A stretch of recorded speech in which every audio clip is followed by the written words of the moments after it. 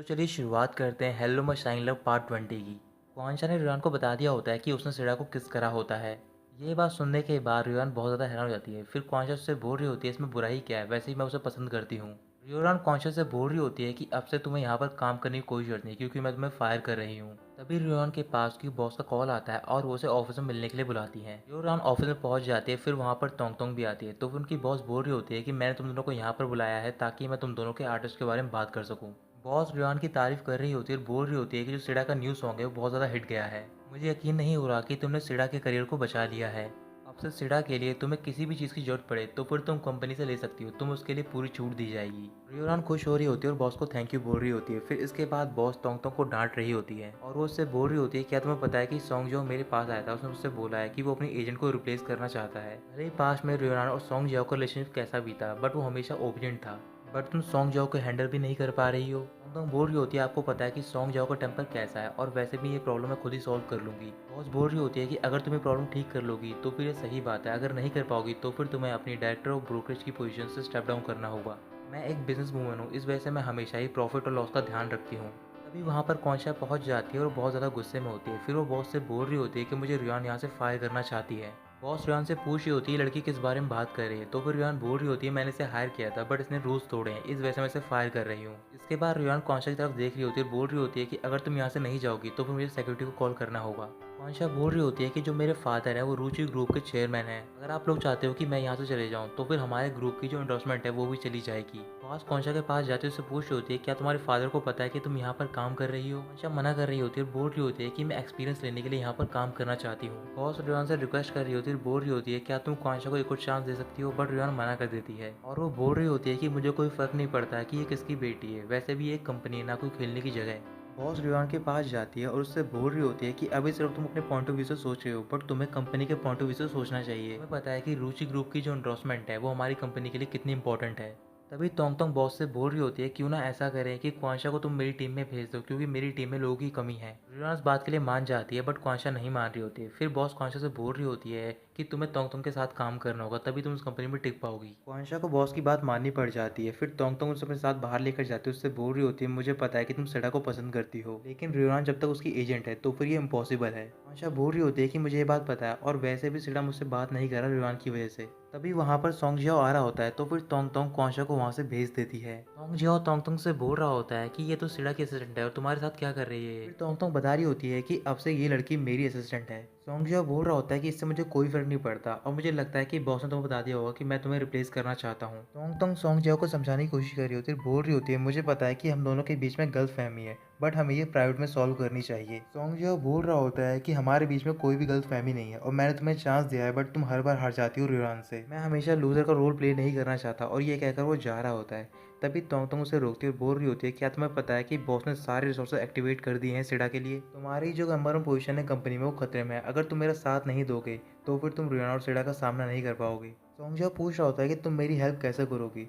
फिर तोंग तोंग बोल रही होती है क्या तुम्हें पता है कि वो लड़की कौन है जो भी यहाँ से गई है, वो रुचि ग्रुप के चेयरमैन की बेटी है। किसी तरीके से मैं उसको यूज़ करूंगी और तुम्हें रुचि ग्रुप का स्पोर्ट्स पर्सन बना दूंगी। टॉम जिहो कुछ भी नहीं बोलता है और गुस्से में वहाँ से चला जाता है। जिमो अपने ऑफिस में होता है और वो बहुत ज़्यादा उदास होता है क्योंकि वो रियान के बारे में सोच रहा होता है। कुछ देर बाद जिमो उसी रेस्टोरेंट में जाता है जहाँ पर वो रियान के साथ गया होता है हॉटपॉट खाने के लिए। काफ़ी देर से जिमो के सामने हॉटपॉट रखा होता है बट वो नहीं खा रहा होता क्योंकि वो इमेजिन कर रहा होता है उसके सामने रियान बैठी होती है। जो रेस्टोरेंट का बॉस होता है वो जिमो के पास जाता है और पूछ रहा होता है कि आप किसी का वेट कर रहे हो। जिमो मना कर देता है और वो बॉस वहाँ से जा रहा होता है। तभी जिमो उसे रोक लेता है, पूछ रहा होता है क्या आप मेरी एक हेल्प कर सकते हो।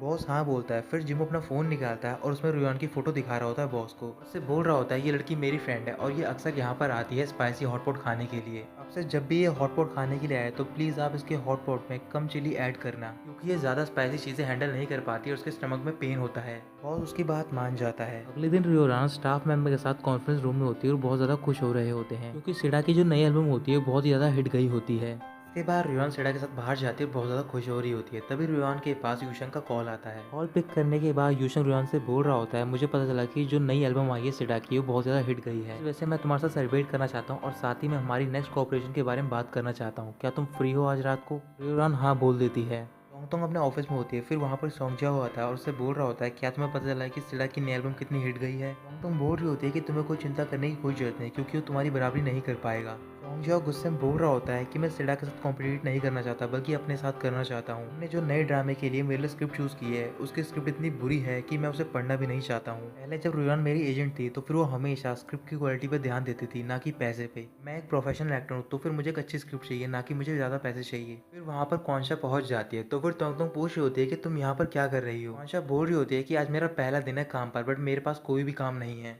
तुम बोल रही होती है कि तुम्हें काम करने की कोई जरूरत नहीं है। तो फिर कौनशा उससे पूछ रही होती है ऐसा क्यों। तुम ऐसा इसलिए बोल रही हो क्योंकि जो मेरे फादर हैं वो रुचि ग्रुप के चेयरमैन हैं, बट जब मैं इस कंपनी में काम करने के लिए आई हूँ तब मैं किसी चेयरमैन की बेटी नहीं हूँ बल्कि एक नॉर्मल लड़की हूँ। सॉन्ग जो कौनशा से बोल रहा होता है क्यों ना तुम मेरी असिस्टेंट बन जाओ, मैं तुम्हें काम दे सकता हूँ। कौनशा उसकी बात मान जाते हैं। फिर सॉन्ग जो उसे अपने साथ लेकर चला जाता है। रात को सेडा बस स्टैंड पर होता है, बस का वेट कर रहा होता है। तभी वहाँ पर कौनशा पहुंच जाती है। उसे देखते ही सेडा उससे दूर जाता है, बोल रहा होता है कि तुम मेरा पीछा क्यों कर रही हो, मेरे लिए काफी अनोइंग है। कौनशा बोल रही होती है कि मैं तुम्हारा पीछा नहीं कर रही हूँ बल्कि मैं भी यहाँ पर बस के लिए वेट कर रही हूँ, और क्या तुम्हें लगता नहीं है कि ये हमारी किस्मत है कि हम दोनों यहाँ पर मिले। सेडा कुछ भी नहीं बोलता और वहां से जा रहा होता है, बट क्वांचा उसे रोक लेती है। सेडा गुस्से में क्वांचा से बोल रहा होता है क्या तुम्हें समझ नहीं आ रहा है कि मैं तुम्हें पसंद नहीं करता, ना ही मैं तुम्हें पहले पसंद करता था, ना ही तुम्हें मैं आज पसंद करता हूँ और ना ही फ्यूचर में करूंगा। आशा कह रही होती है कि मुझे कोई फर्क नहीं पड़ता है, जब तक कि तुम रियान को डेट नहीं करते हो तो फिर मेरे पास चांस है। सेडा खुश जाकर बोल रहा होता है कि तुम बिल्कुल ठीक कह रही हो, जब तक कि यूशंग रियान को डेट नहीं करता तब तक मेरे पास चांस है। आशा बोल रही होती है कि तुम्हें अपना लव गिव अप कर देना चाहिए क्योंकि तुम दोनों के बीच में कुछ भी नहीं हो पाएगा। रियान यूशंग के साथ होती है और वो उसे एक रेस्टोरेंट पर लेकर जाता है। तो फिर उस रेस्टोरेंट को देखने के बाद उसे याद आ रहा होता है कि वो पहले यहाँ पर जिमो के साथ आई होती है। रियान बोल रही होती है कि यहाँ पर मैं पहले अपने एक फ्रेंड के साथ आई थी, बट वो मेरी मेमोरी है और मैं उसे भुलाना चाहती हूँ। यूशंग बोल रहा होता है कि कोई भी तरीका नहीं है पुरानी मेमोरीज को डिलीट करने का, बट तुम उसे कवर कर सकती हो न्यू मेमोरीज क्रिएट करने के बाद। इसके बाद वो रेस्टोरेंट में जाते हैं और वहाँ पर वो हॉटपॉट खा रहे होते हैं, साथ में ड्रिंक कर रहे होते हैं। यूरान यूशंग से सिडा के बारे में बात कर रही होती है। तो फिर यूशंग बोल रहा होता है कि पहले हमें नई मेमोरीज क्रिएट करनी चाहिए, उसके बारे में बात करनी चाहिए। तो ये बार यूरान वॉशरूम के बहाने से काउंटर पर जाते हैं बिल पे करने के लिए। वहाँ पर रेस्टोरेंट का बॉस होता है। तो फिर यूरान से बोल रहा होता है कहीं आपने स्पाइसी हॉटपॉट तो नहीं खाया, अगर ऐसा है तो फिर आपका बॉयफ्रेंड आपके बारे में परेशान होगा।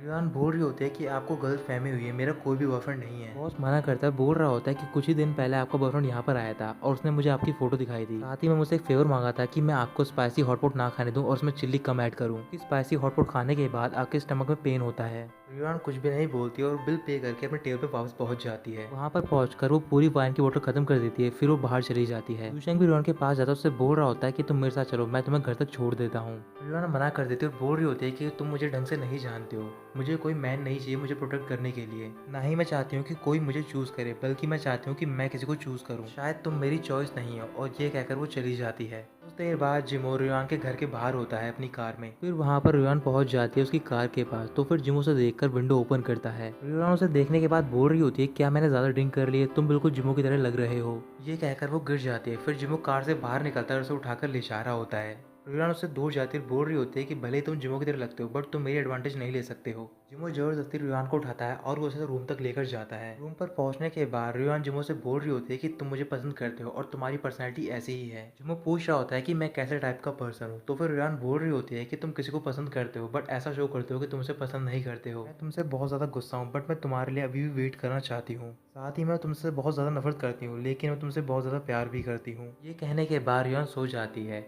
फिर जिमो बाहर जाता है और वो सारे रूम की सफाई करके वहाँ से चला जाता है। अगले दिन जिमो ऑफिस में होता है और रियान के बारे में सोचकर मुस्कुरा रहा होता है। इसके बाद वो एक शीट और एक पेंसिल लेता है और अपने नए सीजन के लिए नए डिजाइन तैयार करता है। रियान उठ गई होती है। जैसे वो बाहर जाती है तो फिर वो देखती है कि उसका घर पूरी तरीके से साफ होता है। फिर वो बोल रही होती है कि अब वाकई में जिमो रात को यहाँ पर आया था, कहीं मैंने नशे में उसे किस तो नहीं कर लिया, ये बात मुझे उससे पूछनी होगी। जिमो के ऑफिस में उसका मैनेजर आता है नए डिजाइन के बारे में पूछने के लिए। तभी जिमो के पास रियान का मैसेज आता है। रियान जिमो से बोल रही होती है कल रात को तुम मेरे घर पे आए थे, क्या हमारे बीच में कुछ हुआ तो नहीं है, अगर कुछ भी हुआ है तो फिर मैं नशे में थी और मैं सारी बातें भूल चुकी हूँ। जिमो मैसेज को पढ़ने के बाद गुस्से में आया था और मैनेजर से बोल रहा होता है कि किस टाइप की लड़की है, मैं इससे परेशान हो गया हूँ।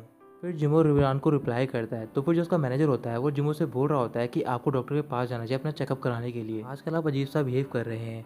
तभी जिमो उसे अपने पास बुलाता है और अपना डिजाइन दिखाता है। मैनेजर डिजाइन देखकर खुश हो जाता है और वो डिजाइन को लेकर वहाँ से चला जाता है। सॉन्ग जो कौनशा के साथ कंपनी के बाहर खड़ा होता है। फिर वो अपनी एक फिंगर उसके फोरहेड पे रख देता है। कौनशा बोल रही होती है कि तुम अपनी फिंगर हटा लो नहीं तो मैं तुम्हें किक मार दूंगी। सॉन्ग जो फिंगर नहीं हटाता और वो बोल रहा होता है कि तुम्हारे पैर बहुत छोटे हैं, तुम मुझे किक भी नहीं मार पाओगी। फिर कौनशा उसे किक मारने की कोशिश कर रही होती है बट उसे किक नहीं मार पाती। सॉन्ग जो मुस्कुरा रहा होता है। फिर वो कौनशा के चीक्स को पिंच करता है और बोल रहा होता है कि तुम्हें बुली करना बहुत ही आसान है, और ये कहकर वो कंपनी के अंदर चला जाता है।